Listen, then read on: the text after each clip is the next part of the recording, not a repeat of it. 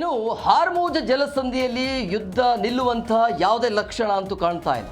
ಆದರೆ ಇದರ ಮಧ್ಯೆ ಭಾರತದ ಹಡಗುಗಳ ಮೇಲೆ ಅಟ್ಯಾಕ್ ಆಗಿದೆ. ಸೊ ಅಟ್ಯಾಕ್ ಮಾಡಿರುವಂಥ ಹಿನ್ನೆಲೆಯಲ್ಲಿ ಇದುವರೆಗೂ ಕೂಡ ಯಾವ ಕಡೆಯಿಂದ ಆಗಿದೆ ಅಟ್ಯಾಕ್, ಅಮೆರಿಕದಿಂದ ಆಗಿದೆಯಾ ಅಥವಾ ಇರಾನಿಂದ ಆಗಿದೆಯಾ ಅನ್ನೋದು ಕ್ಲಾರಿಟಿ ಸಿಕ್ಕಿಲ್ಲ.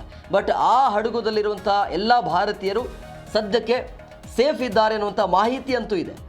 ಬಟ್ ಈ ರೀತಿಯಾಗಿ ವಿದೇಶಿ ದಾಳಿ ಏನಿದ್ದಾವೆ ಅಂದರೆ ವಿದೇಶದಿಂದ ಬರುವಂಥ ಹಡಗುಗಳನ್ನು ಟಾರ್ಗೆಟ್ ಮಾಡೋದು ಎಷ್ಟರ ಮಟ್ಟಿಗೆ ಸರಿ ಅಂತೇಳಿ ಭಾರತದ ವಿದೇಶಾಂಗ ಸಚಿವರು ಕೂಡ ಇದನ್ನು ತೀವ್ರವಾಗಿ ಖಂಡಿಸಿದ್ದಾರೆ.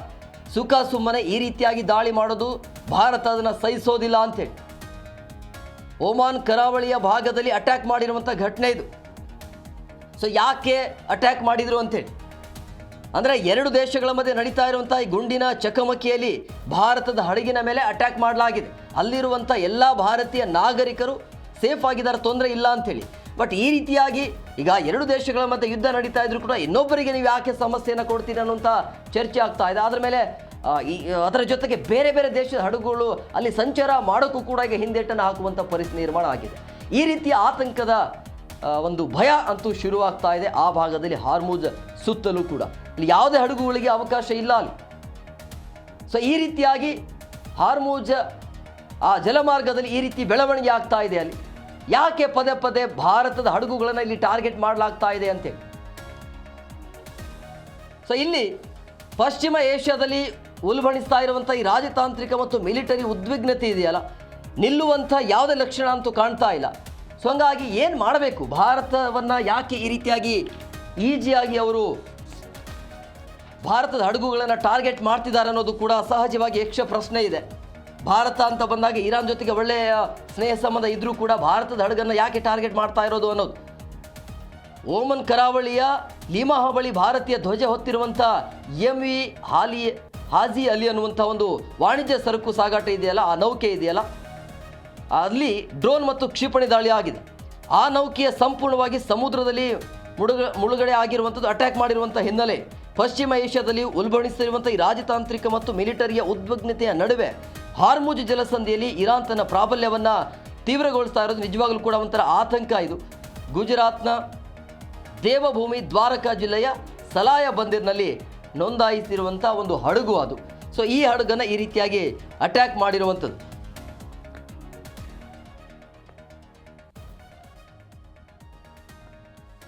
ಇನ್ನು ಭಾರತದ ನೌಕೆಯ ಮೇಲೆ ದಾಳಿ ನಡೆದಿದ್ದು ಹೇಗೆ ಅನ್ನೋದನ್ನು ಕೂಡ ಕ್ವಿಕ್ ಆಗಿ ನೋಡ್ತಾ ಹೋಗೋಣ. ಯಾವ ಕಾರಣಕ್ಕಾಗಿ ಇದನ್ನು ಅಟ್ಯಾಕ್ ಮಾಡಲಾಗಿದೆ ಅಂತ. ಭಾರತನೇ ಟಾರ್ಗೆಟಾ ಅಥವಾ ಎರಡು ದೇಶಗಳ ಮಧ್ಯೆ ಆಗಿರುವಂಥ ಗುಂಡಿನ ಚಕಮಕಿಯಲ್ಲಿ ಏನಾದರೂ ಮಧ್ಯದಲ್ಲಿ ಭಾರತದ ಹಡಗು ಸಿಕ್ಕಾಕೊಳ್ತಾ ಅನ್ನೋದು ಕೂಡ ನೋಡಿ. ಈ ಸರಕು ಹಡಗು ಏನಿದೆಯಲ್ಲ, ಸೊಮಾಲಿಯಾದಿಂದ UAEಯ ಶಾರ್ಜಾ ಕಡೆಗೆ ಜಾನುವಾರುಗಳನ್ನು ಅಂದರೆ ಕುರಿ ಮೇಕೆಗಳನ್ನು ಹೊತ್ಕೊಂಡು ಬರ್ತಾ ಇರುವಂಥ ಹಡಗು ಇದು.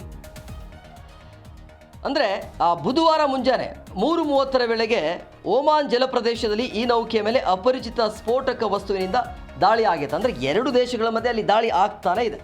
ಸೊ ಈ ಭೀಕರ ಬೆಂಕಿ ಬಿದ್ದಿರುವಂಥ ಹಿನ್ನೆಲೆಯಲ್ಲಿ ಆ ಹಡಗು ಏನಾಗುತ್ತೆ, ಮುಳುಗಡೆ ಆಗುತ್ತೆ. ಸೊ ಹಂಗಾಗಿ ಆ ಸ್ಫೋಟದ ತೀವ್ರತೆಗೆ ಹಡಗಿನಲ್ಲಿ ತಕ್ಷಣವೇ ಬೆಂಕಿ ಕಾಣಿಸಿಕೊಳ್ಳುತ್ತೆ. ಅಲ್ಲಿರುವಂಥ ಓಮಾನ್ ಅಧಿಕಾರಿಗಳು ಸಹಜವಾಗಿ ಅವರು ಬಂದು ಆ ಒಂದು ಬೆಂಕಿ ನಂದಿಸುವಂಥ ಕೆಲಸಕ್ಕೆ ಬಂದಿದ್ದಾರೆ, ಅಂದರೆ ರಕ್ಷಣೆ ಮಾಡೋದಕ್ಕೆ ಅಧಿಕಾರಿಗಳು ಬಂದಿದ್ದಾರೆ. ಹಾಗಾಗಿ 14 ಭಾರತೀಯರ ರಕ್ಷಣೆ ಆಗಿದೆ, ಯಾರಿಗೆ ಸಾವು ನೋವು ಆಗಿಲ್ಲ.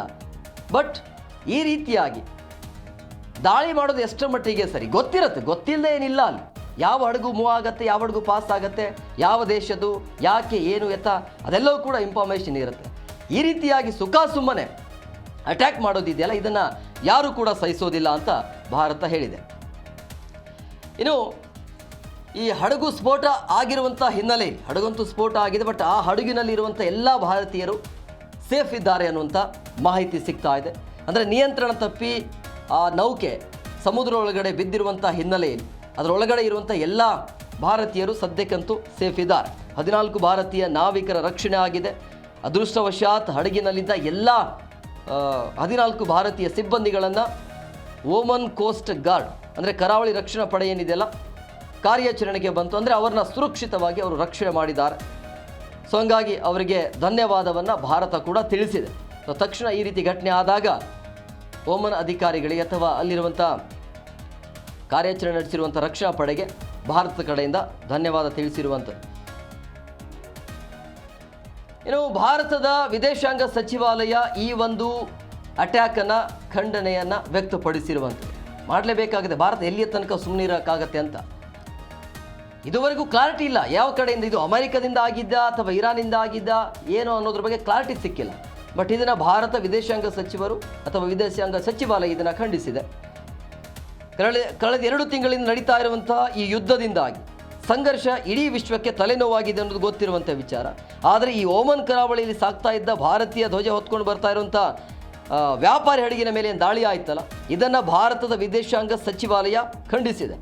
ಓಮನ್ ಕರಾವಳಿಯಲ್ಲಿ ಭಾರತೀಯ ಧ್ವಜ ಹೊತ್ತ ಹಡಗಿನ ಮೇಲೆ ನಡೆದಿರುವಂಥ ದಾಳಿ ಸ್ವೀಕಾರವಲ್ಲ ಅಂಥೇಳಿ ಹೇಳಿದೆ. ಅದರ ಜೊತೆಗೆ ವಾಣಿಜ್ಯ ಹಡಗು ಸಾಗಣೆ ಮತ್ತು ನಾಗರಿಕ ನಾವಿಕರನ್ನು ಗುರಿಯಾಗಿಸಿಕೊಂಡು ನಡೆಸುವಂಥ ದಾಳಿಯನ್ನು ಭಾರತ ಸಹಿಸೋದಿಲ್ಲ ಅಂಥೇಳಿ.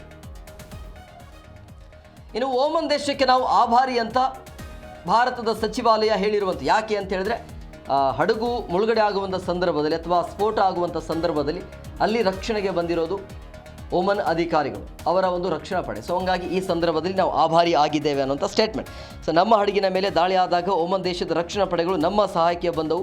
ಸೊ ಹಂಗಾಗಿ ಅವರಿಗೆ ನಾವು ಆಭಾರಿ ಆಗಿದ್ದೇವೆ ಅಂಥೇಳಿ ಭಾರತದ ಕಡೆಯಿಂದ ಧನ್ಯವಾದ ಹೋಗಿದೆ. ಸೊ ಹಂಗಾಗಿ ನಮ್ಮ ಮೇಲೆ ಯಾರು ದಾಳಿ ಮಾಡಿದರೂ ಕೂಡ ನಿಖರವಾಗಿ ಇದುವರೆಗೆ ತಿಳಿದು ಬಂದಿಲ್ಲ, ಅಂಥವರನ್ನು ಯಾವುದೇ ಕಾರಣಕ್ಕೂ ಕೂಡ ಸುಮ್ಮನೆ ಬಿಡಬಾರ್ದು ಅಂತ ಇರಾನ್ಗೆ ಸ್ಪಷ್ಟ ಎಚ್ಚರಿಕೆಯನ್ನು ಕೊಟ್ಟಿರುವಂಥದ್ದು. ಇನ್ನು ಹಾರ್ಮೂಜ್ ಇದೆಯಲ್ಲ, ಭಾರತದ ಹಾರ್ಮೂಜ್ ಜಲಸಂಧಿ ಅಂತ ಬಂದಾಗ ಅಲ್ಲಿ ಘರ್ಜನೆ ವ್ಯಕ್ತವಾಗ್ತಾ ಇದೆ. ಯಾಕೆ ಅಂತ ಹೇಳಿದ್ರೆ ಈ ಪಶ್ಚಿಮ ಏಷ್ಯಾದಲ್ಲಿ ಉಲ್ಬಣಿಸ್ತಾ ಇರುವಂಥ ಯುದ್ಧದಲ್ಲಿ ಇಂದಿನ ಬಿಕ್ಕಟ್ಟಿನ ನಡುವೆ ಭಾರತ ಆತಿಥ್ಯದಲ್ಲಿ ಹೊಸ ದಿಲ್ಲಿಯಲ್ಲಿ ಆಗ್ತಾ ಇರುವಂಥ ಬೆಳವಣಿಗೆ ಇದೆಯಲ್ಲ, ಅಲ್ಲಿ ಶೃಂಗಸಭೆ ನಡೀತಾ ಇದೆ ದೆಹಲಿಯಲ್ಲಿ, ಅಲ್ಲಿ ಹಾರ್ಮೂಜ್ ವಿಚಾರವಾಗಿ ಚರ್ಚೆ ಆಗ್ತಾ ಇದೆ. ಆಮೇಲೆ ಭಾರತ ಯಾವ ರೀತಿಯಾಗಿ ಘರ್ಜನೆ ಮಾಡಿದೆ ಈ ಒಂದು ಹಾರ್ಮೂಜ್ ವಿಚಾರದಲ್ಲಿ ಅಂತ ಹೇಳಿದ್ರೆ ಅಲ್ಲೂ ಕೂಡ ಜೈಶಂಕರ್ ಅವರು ಕೂಡ ಮಾತನಾಡಿದರು, ಏನು ಆಗಬೇಕು ಏನು ಮಾಡಬೇಕು ಅಂತೇಳಿ. Almost all 2.5-3 ತಿಂಗಳಾಯಿತು. ಸೊ ಹಂಗಾಗಿ ಕೇವಲ ಭಾರತ ದೇಶಕ್ಕೆ ಮಾತ್ರ ಸಂಕಷ್ಟ ಅಲ್ಲ, ಇಡೀ ವಿಶ್ವ ಕೂಡ ತರಿಸಿ ಹೋಗ್ತಾ ಇದೆ.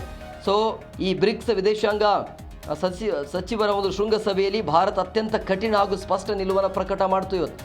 ಅಂದರೆ ಸಭೆಯಲ್ಲಿ ಪರಸ್ಪರ ವೈರತ್ವ ಹೊಂದಿರುವಂಥ ಇರಾನ್ ಮತ್ತು UAE ಅಂದರೆ ಈ ಅರಬ್ ರಾಷ್ಟ್ರಗಳೇನಿದಾವಲ್ಲ ಆ ದೇಶಗಳ ಪ್ರತಿನಿಧಿಗಳು ಉಪಸ್ಥಿತರಿದ್ದಾಗಲೇ ನೇರ ಎಚ್ಚರಿಕೆಯನ್ನು ಭಾರತ ಕೊಟ್ಟಿದೆ ಅವರಿಗೆ.